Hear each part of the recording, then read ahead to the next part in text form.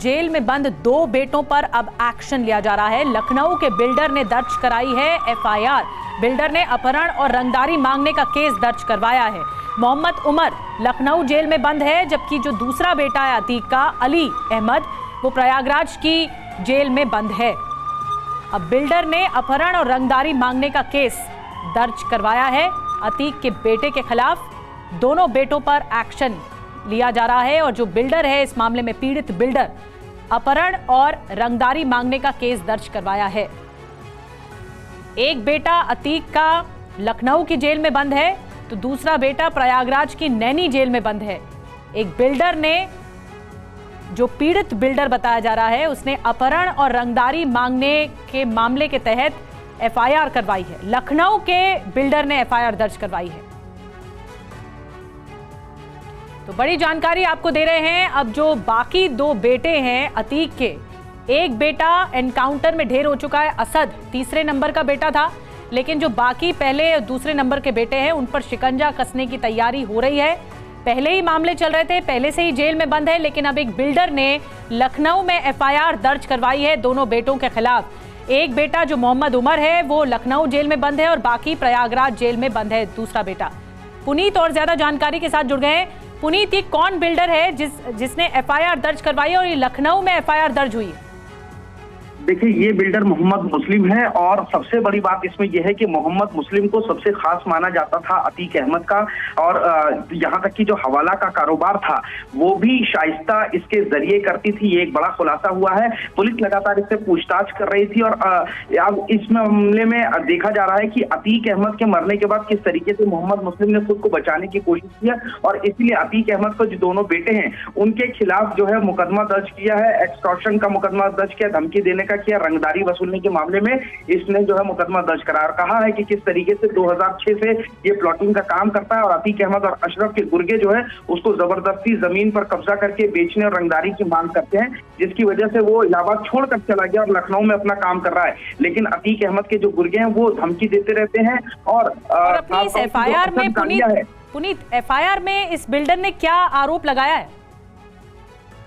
देखिए, बिल्डर ने आरोप लगाया है कि अतीक अहमद की वजह से ये इलाहाबाद छोड़ करके चला गया प्रयागराज, और इसका जो गुर्गा है अतीक अहमद का, खास तौर पर असद कालिया, वो उसके लिए जमीन की जो रंगदारी है वो वसूलता है और कई बार उसको धमकी दे रखा, और इसीलिए लगातार जो असद कालिया के जरिए जो अतीक अहमद के दोनों बेटे हैं वो उससे एक्सटॉर्शन की मांग को कर रहे थे, और इसीलिए 1 करोड़ 20 लाख रुपए का भी इसने जो है असद को देने की बात स्वीकार की है, और उसके बाद जो है जो दान की धमकी थी, इन चीजों को किया। ये भी कहा है कि उसे मारने की भी धमकी दी थी। तो इस कुल मिलाकर के असद मोहम्मद मुस्लिम, नजर बना के रखिए।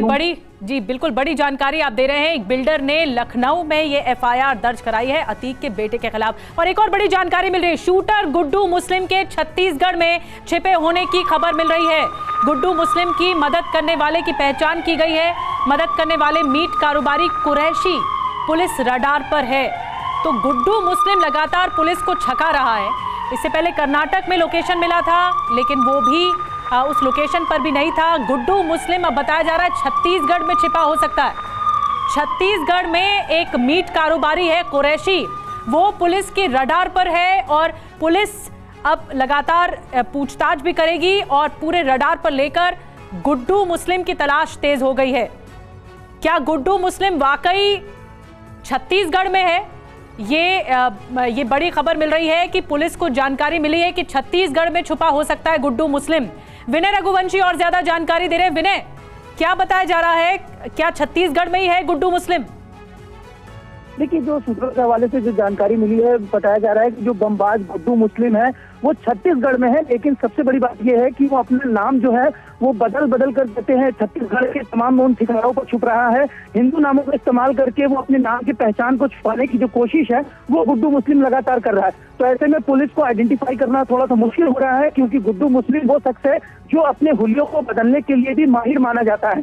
यानी कि उसने अपने हुलिये का जो बदलाव है वो भी उसने किया है। बताया जा रहा है कि उसने दाढ़ी का जो भेष है वो उसने बदल कर रखा हुआ है, क्योंकि पुलिस के पास जितनी भी तस्वीरें हैं वो बिना दाढ़ी वाली कहते तस्वीरें पुलिस के हाथ में है। और ऐसे में उसकी तस्वीरें जो है अब जो सामने आ रही है, वो बताया जा रहा है कि भेष बदलकर छत्तीसगढ़ के तमाम उन इलाकों में गुड्डू मुस्लिम जो है वो छुपने का लगातार प्रयास कर रहा है।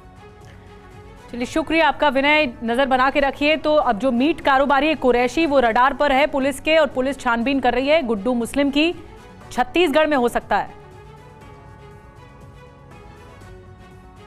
और वहीं उमेश पाल मर्डर केस में एक और नाम सामने आया है। अशरफ के मददगार हिस्ट्री शीटर शिवली का नाम भी सामने आया है।